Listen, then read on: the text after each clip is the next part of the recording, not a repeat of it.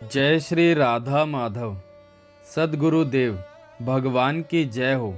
परम श्रद्धेय श्री सेठ जयदयाल गोयनका जी की पुस्तक से आज सेठ जी कह रहे हैं, प्रेमी लोग सर्वदा वही किया करते हैं जिससे भगवान की प्रसन्नता हो।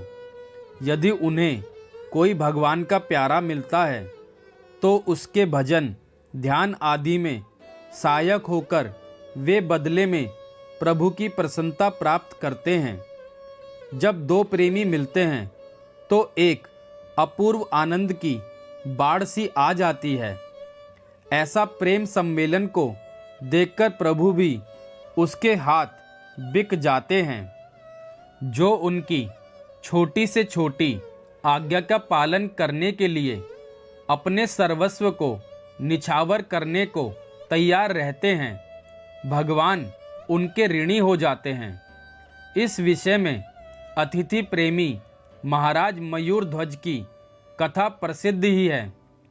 जिस समय ब्राह्मण बने हुए भगवान की आज्ञा से राजा अपने शरीर को अपनी रानी और कुमार के द्वारा और से चिरवाकर सिंह को देने के लिए तैयार होते हैं, उस समय उनकी यही भावना रहती है कि इस प्रकार सिंह की तृप्ति होने से ब्राह्मण देवता की तृप्ति होगी और ब्राह्मण देवता की तृप्ति होने से भगवान तृप्त होंगे।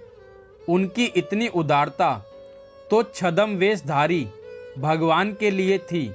यदि प्रभु अपने निज रूप से उनके सामने आते तो ना जाने वे क्या करते।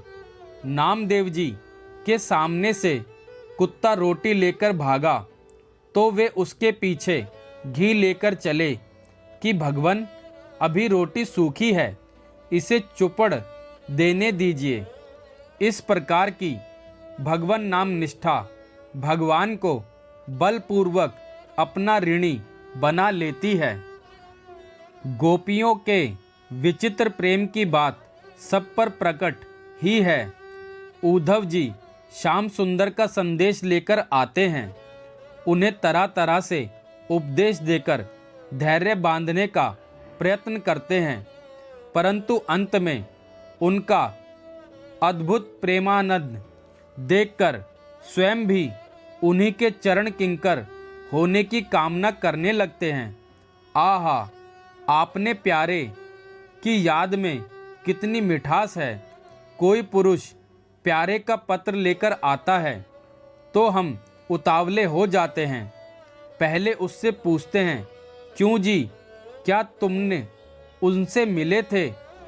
उसके हाँ कहने पर हम आनंद मग्न हो जाते हैं। फिर पूछते हैं, कुछ मेरी भी बात हुई थी? वह स्वीकार करता है तो हम उछलने लगते हैं। फिर कहते हैं, क्या कुछ भेजा है? वह कहता है, हाँ, पत्र भेजा है। तो इतना आनंद होता है कि पत्र को लेकर स्वयं पढ़ने की भी सामर्थ्य नहीं रहती। पत्र के ऊपर प्यारे का हाथ का लिखा हुआ सिरनामा देखकर हृदय में अपूर्व आनंद छा जाता है। यह सब लौकिक प्रेम की बात है। ऐसा ही प्रेम जब प्रभु के चरणों में हो तो क्या कहना। जय श्री राधा माधव।